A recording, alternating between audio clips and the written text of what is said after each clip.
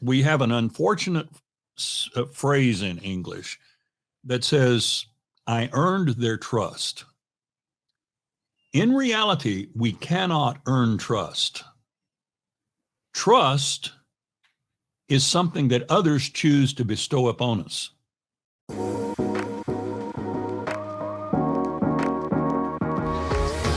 Hello and welcome to Love as a Business Strategy, a podcast that brings humanity to the workplace. We're here to talk about business, but we want to tackle topics that most business leaders might shy away from. And we believe that humanity and love should be at the center of every successful business. I am your host, Jeff Maw, and I am always ready to have conversations and hear stories with real people, real experts, and real businesses in mind. My guest today is the founder of Strategic Leadership Development International. For over 30 years, he has helped leaders and executives perfect their professional skills, attain peak performance, and discover new dimensions of satisfaction and fulfillment. His experience includes being decorated 3 times for his groundbreaking work in computerizing the naval intelligence community, serving as CEO of an international humanitarian organization, being a successful author in leadership and other fields, published in over 20 languages, professional speaking, podcast hosting, the list goes on and on. Does not even fit on all my pages. So just trust me, the man has done a lot of things. Welcome to the show, Dr. Mike Armour. How are you? Thank you. It's good to be with you. Wow, what an introduction. I wasn't sure how much to include or how much not to, but I was impressed. It took like 5 minutes to read even just the list. So so I'm excited to gain from your wisdom and your experience. But that always leads me to the first pressing question for me is, it's kind of a two-parter. One, like today, what is your passion and purpose? And also, I'd love to hear, with so much that's happened for you, how you got here. Like, what's the story? I mean, maybe the short version, because I think there's so much in there, from the Navy to being a CEO and all these other things. But yeah, what's your passion and how did it get here? Well, when I finally took the time to sit down and think back over my life and try to identify those moments when what I was doing had me so enthralled that time all but evaporated, or when I was drained, but then something happened that gave me the energy to rejuvenate my focus and to rejuvenate my drive and go for another hour or two just on the energy from that experience. What I discovered was the common denominator in those types of experiences was that it was working with someone, training them, teaching them, explaining things to them, introducing them to something new, and the light went on in their eyes. There was an aha. Yeah. And as I reflected on that, I began to see that the things I had enjoyed the most through all my very diversified career were those moments when I was giving people insight and clarity on what they were needing to do to take things to the next level. So if someone asked me today, what's your purpose? I describe it as helping people succeed by giving them insight and clarity. And I can facilitate that in a lot of different ways as an executive coach and leadership coach, but also in community service, in ministry, and the college classroom where I have been. There are a lot of venues in which I can take that purpose to fruition in the lives of the people that I want to touch. I love that. And where you've reached today, I know you're actually, I would consider you an expert in many different facets and experiences. Where do you kind of place yourself the most? Where are you the most confident in giving people that clarity in that direction? What type of topics? Well, 3 or 4 seem to be themes that I naturally come back to in conversations with people. One, very much in parallel with what you're doing with your thrust, is to put a high emphasis on values. In fact, in training leaders, I tell them that as important as a compelling, clear vision is, being clear on their core values and being true to those is more important in the long run to the success that they have as individuals and that their organizations will have than is even clarity of vision. And I came to that realization when I was beginning to work with a lot of high-tech companies in the late 1990s, when the world of IT was changing so fast, software capabilities were expanding so quickly that by the time a group got their vision defined, it was becoming obsolete because there was just continual churn in what companies had the capability of doing. And it was there that I began to realize that if people were clear about their values and used them as buoy markers to stay inside as they responded to new opportunities that came along, in the end, they would get to a good place. And so I began then to put more emphasis on values up front than getting the vision clear and crisp. So that's one thing. The other thing that is important out of that is that values lead to a second emphasis that's really important for me, and that is building high trust organizations. We are in a world in which there are three kingmakers that will determine the degree to which we succeed. The first is speed, being faster than the competition and bringing our product to market or delivering it to the person who has asked for it. The second is agility, the ability to change direction on a dime, because the unexpected is always just around the corner for all of us. Mm-hmm. And the third is innovation. If we are not continually working on speed, agility, and innovation as a core asset within our organization, we're going to be left in the dust. We're going to be trampled by the competition coming by us because they're trying to get faster, more agile, and more innovative, and we better join the parade. As a result, those three things occur most effectively in a setting of high trust. And so I've got a trademark on the phrase trust-centered leadership. I began to keynote on that 20 years ago, and it is a theme that I keep coming back to. In fact, I just posted a podcast this morning on the challenge we have in the United States with the fact that trust in our courts is now at the lowest level it has ever been in our history. What is our future as a nation if we lose trust in our courts to mediate the disputes that inevitably arise in a society where individualism and competitiveness are among our most celebrated values and virtues? Maybe not orally do we celebrate them, but in terms of how we live, individualism and competition certainly are dominant forces in our culture. Yeah. And those have the potential to become centrifugal forces that just tear this society apart if we don't maintain trust in one another and trust in the courts to arbitrate our disputes.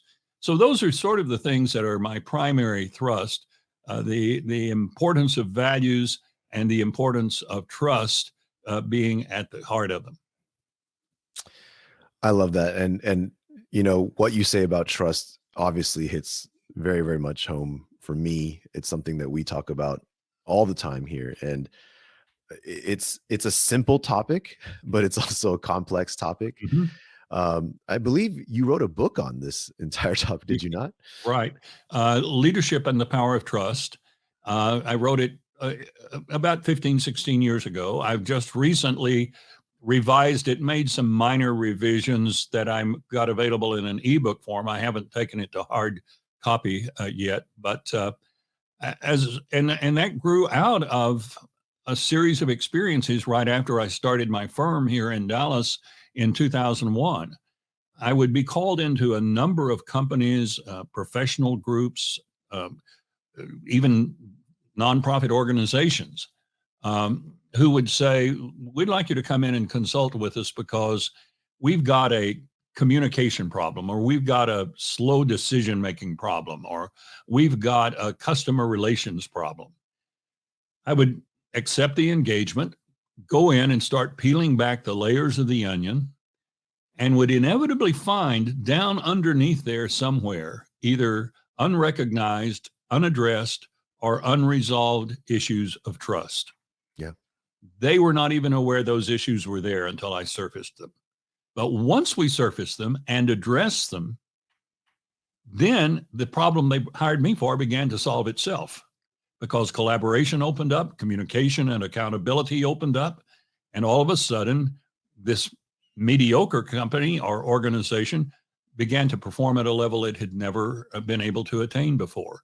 So that's where I got the idea that trust really is powerful, and we need to look at the power of trust through the lens of what we as leaders are doing to foster a trust-friendly atmosphere within the organizations we're responsible for.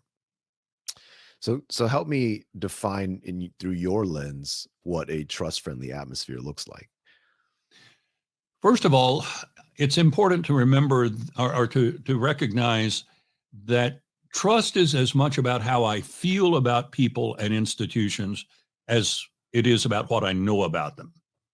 We sometimes try to build trust in people by doing what you did when you introduced me, giving a list of credentials, giving a list of experiences that somehow make this person trustworthy, credible. But the fact of the matter is that no matter what I know about a person, trust is going to be formed as much as anything around how I feel about that person or that organization as what I know about them. Yeah. And so in order for an atmosphere to be trust friendly, people have to feel 5 things. They have to feel safe. And I mean by this psychologically and emotionally safe more than just physically safe. Obviously, there are companies like railroads and mining operations and manufacturing centers that need an emphasis on physical safety. But I'm more concerned when I talk about safety about the emotional climate and the atmosphere of safety in which a person doesn't feel that they have to worry about what people will do with their transparency and open sharing. They don't have to be concerned about retribution being taken because they voiced an honest opinion. Mm-hmm. They feel safe. Yeah. And then they need to feel informed. If leadership isn't interested in keeping me informed, I'm not likely to trust them or anyone else who purposefully keeps me in the dark. I don't think they value me very much if they're not willing to take the time to keep me informed. So we've got to be safe and informed. The third thing people have to feel is respect, that they are heard with respect, that when people are talking about them, they're talked about with respect, that the atmosphere around them is free of racist and ethnic and other kinds of slurs that would suggest disrespect. Certain kinds of humor are not accepted in the workplace because they're not respectful of people, their sensitivities, their needs. So safe, informed, respected, all of this then going toward feeling valued. Just yesterday, I was working with a plant manager for a manufacturing company here in Dallas that hires primarily recent immigrants from all across the Hispanic world. So he's got Venezuelans and Chileans and Guatemalans, all kinds of people working on his plant floor, most of whom speak almost no English. And I was asking him what he felt it was most important to do in order to help these people become loyal to his employment. And he said, helping them feel valued, because they have left everything behind. They've left a culture they're familiar with, a family they're close to, have come to a country where they can't even speak the language on the gamble that they can somehow make it here. And yet it is a society in which they don't get very many messages that say, you're really valued we're glad you're here. And Mhm. he said, I want them to feel valued because that's probably the thing they're missing most from their life right now. I thought that was an interesting and insightful comment on his part. Uh, the so we want them to feel valued, and then we want them to feel understood. When I make a decision as a manager, I may not be able to do what the other person, what everybody wanted me to do, but if they feel safe enough that they could be straightforward with me to share their suggestions, recommendations, and feelings, and I've kept them informed. I've treated them with respect, and I've taken their suggestions in a respectful tone, and I've communicated to them that they're valued. If they then feel that I understood what they suggested, but decided to do something different, they're they're capable of accepting my decision, even though it goes against their preferences, because I understood them and I valued them. So that's the characteristic of all the companies I've studied that have had a high trust environment. There's been a sense everywhere in that company that as an individual and as a group, we're safe, informed, respected, valued, and understood. That's very clear, like very direct in summarizing kind of these elements. They make absolute sense to me. I always kind of I always framed it in my mind as when you talk about trust broadly, if you ask somebody, "Hey, do you have trust in this team or do you have trust in someone?" There's, three high level ways that they can define that, right? There's Mm. the expertise trust, like how I introduced you. There's the reliability trust, which is, has this person historically shown up for me predictively? Mhm. And then there's the relational trust, Mhm. which is a lot of what you just listed just falls under that last category. And studies have Right. shown, right? Studies have shown that the first two categories of trust can be basically easily lost, but easily rebuilt. Mhm. And if you lose one element of that, it hurts your overall trust. But you combine all that, it's nothing compared to if you lose relational trust. If something happens to the relationship, not only is it most damaging to overall trust, but it's also the hardest to rebuild. Exactly. Exactly. The trilogy that I use, which somewhat parallels what you're talking about, at least in one dimension, is that trust takes on added dimensions as the nature of the relationship changes.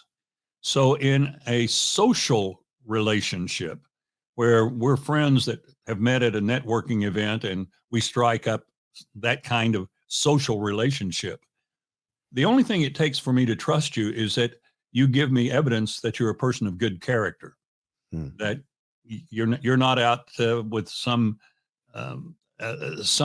wicked agenda in the background. yeah. You're really straightforwardly who you say that you are. But if you then become my dentist or my surgeon, I want you to be a person of good character because I don't want you to gouge me on my bill. But at that point, what you called expertise, I call it competency, Hmm. becomes really critical. You've got to have character and competency to be trusted in the professional arena. When you step into leadership, then a third dimension of trust comes into play, and that is that you've got to get credible results that match the desired outcomes of the organization or the people who make up the organization. You could be a person of great character and be professionally quite competent, but if as a leader you don't get the results people want, they may still trust you socially, they may still trust you professionally. They won't trust you as their leader. They will look for someone who can get the results that they are there to achieve. Makes a lot of sense. I like that. I'm gonna shift my trilogy over to yours from now on. No, I I like like it. yours. I was just thinking I've got to find a way to borrow yours. Well, that's why we do this podcast. I love it.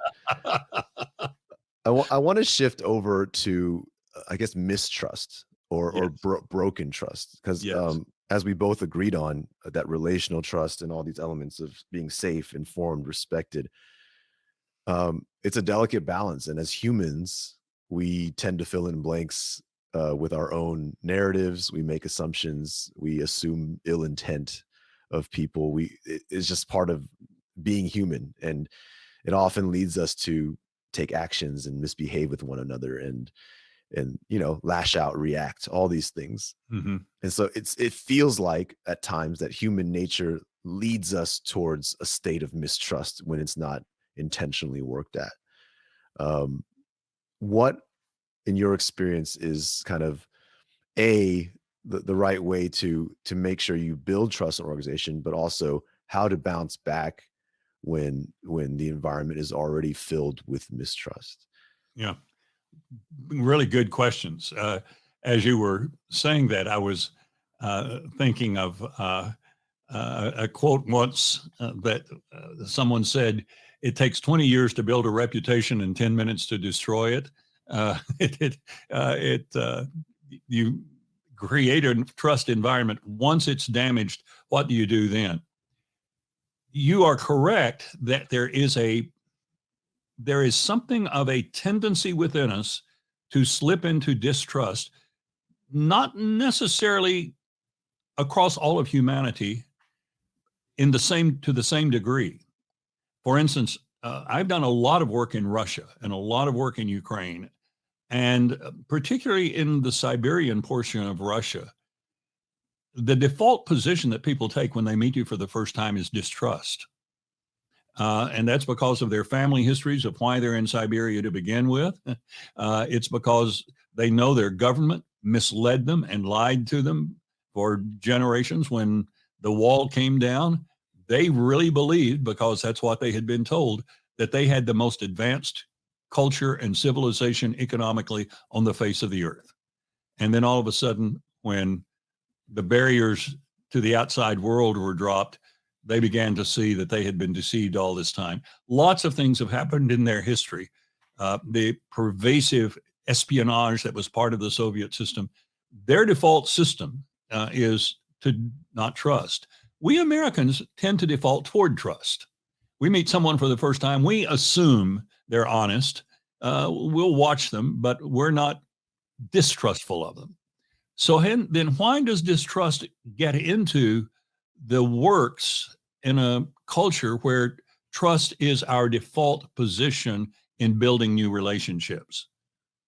It basically comes back to lack of information, failure of leadership to keep people fully apprised of what's really going on. Because there's not a deeper drive within us as human beings than to make sense of things we experience. That's why as soon as children start talking, they drive us crazy with why. It's not that they suddenly thought of that question. They've been wrestling with that for some time. They now have the facility of language to put their question to the world and hopefully get a response. But through all of our life, things disturb us when they don't make sense. And we've got to find a way for them to make sense. The way we do that in the absence of information is to speculate. Mm-hmm. And speculation almost always leans towards something negative or adverse in the works.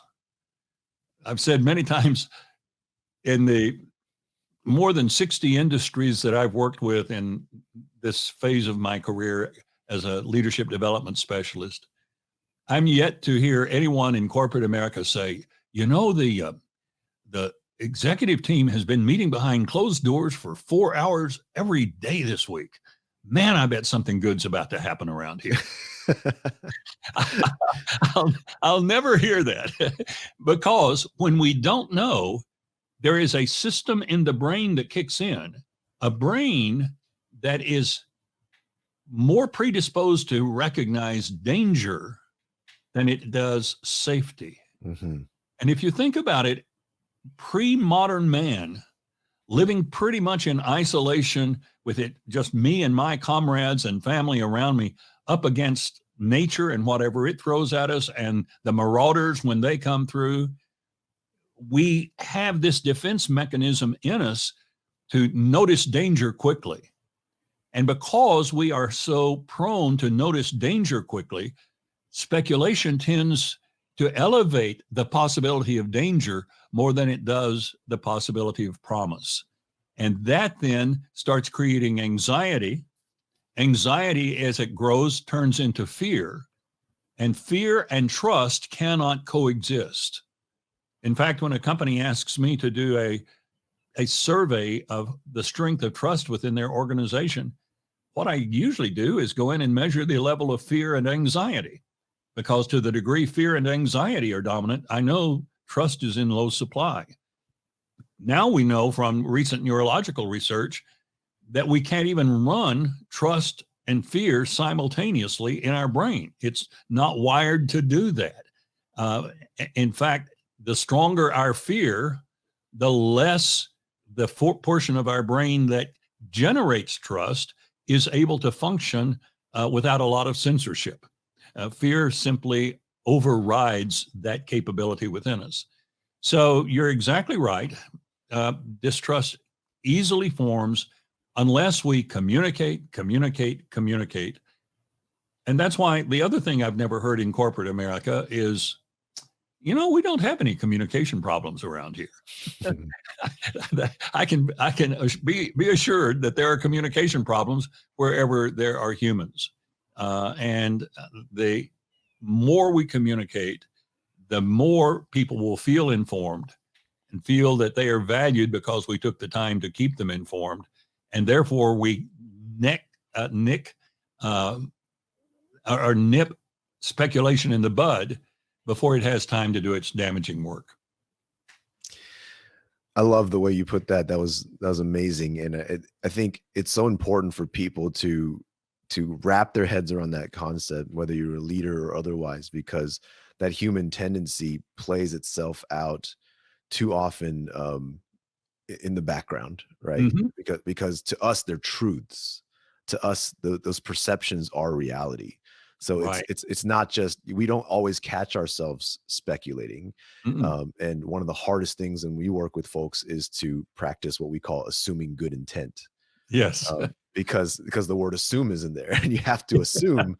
And you know what happens when you assume.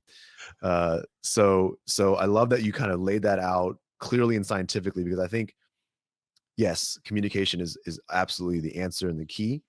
But we also, as entire cultures, have to practice assuming good intent, understanding that we are all a part of this communication chaos that we create Right. around these things. My last piece around this is, I guess, directed at what is, I know there's not one answer, but what, besides communicate, what are we needing? Let me put it this way. There's the conversation around transparency in an organization around, hey, here how the numbers are looking, the financials, here's what our next move is strategically. But then you find that leaders are themselves human, and many of their decisions and many of their things that they're dealing with are not always on the business realm. Sometimes it's from a feeling, sometimes it's they're having a bad day, sometimes they're doing human things as well. Yeah. So I guess I just wanted to hear and confirm from you this communication. Does that also include that realm of transparency, being vulnerable with as leaders about where you're at in that space? It really calls for leaders to have the self-confidence that they allow themselves to be seen as having feet of clay like everyone else in the organization. And that means transparency includes being free to say, I really don't know, or that one caught me off guard. People will then say, he's really like me. She's really like me. I can trust the genuineness. We talk about transparency. I'm more inclined to talk about genuineness. Do I feel that this person is genuinely, to come back to your word in your organization, humane and human? Yeah. Are they projecting this aura that they want us to believe that they're almost a demigod in their judgment and their wisdom and their insight and their vision? those kinds of leaders don't engender a great deal of trust. One of the things that I say in my keynotes, especially, I build around this point quite a bit, is that we have an unfortunate phrase in English that says, I earned their trust. In reality, we cannot earn trust. Trust is something that others choose to bestow upon us. Trust, like beauty, is in the eye of the beholder. Nothing I do can compel someone to trust me. What I can control is acting in such a genuine, trustworthy manner that I make it easy for them to invest their trust in me. So the emphasis for leaders is on trustworthiness, not on building trust. Because coming back to your comment that trust is very heavily relational, one of the ways people are going to decide whether they want a relationship with me is whether they see me as being trustworthy. And thus we're back to my triangle, to that character piece again.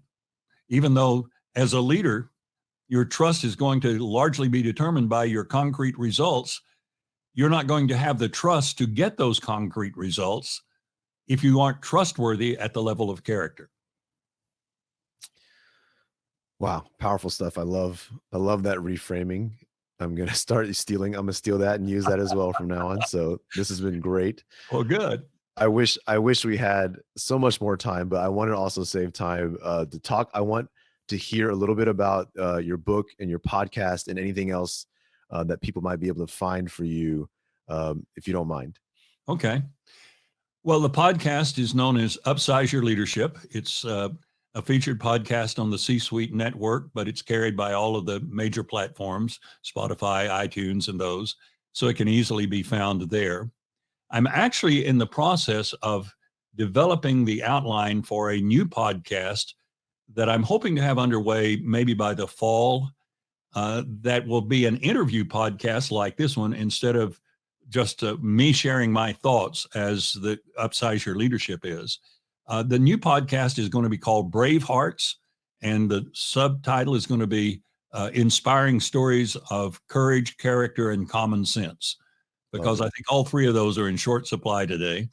And so I want a podcast that gets people to thinking about the places we all need to stand courageously in what's going on around us, where we need to show common sense in our decision making, and we also have to manifest character in everything that we undertake. The book Leadership and the Power of Trust is available on Amazon, and that's probably the simplest place for most people to find it. But they can write me at Mike@leaderperfect.com, and I'll be glad to send them a copy and bill them accordingly. And the book has been widely read, widely utilized, but some of the illustrations I used in it were getting a little dated, and I needed to bring it up to date. So that's the reason for the recent revision. My website is leaderperfect.com. It's a very deep website. It's about 600 pages long because it's got 20 years of newsletter archives and podcasts and it's blogs, plus just a lot of information pages about the services that my firm offers. So that's substantively how I go about making a dime now and then. Well, Dr. Armour, I really, really, truly appreciate you taking the time today to come share and discuss with me. I've had a lot of enlightening moments. I love hearing how your experience has been able to break down this topic of trust that's so near and dear to me. So thank you so much for joining me today. Well, thank you. It's been a real joy. Awesome. And to our listeners, thank you as well. As always, please check out our book, Love as a Business Strategy, also available at Amazon. And if you enjoyed the podcast, please continue subscribing it, telling your friends, all that good stuff. And so with that, we end this episode, and we will see you all next week. Thank you so much.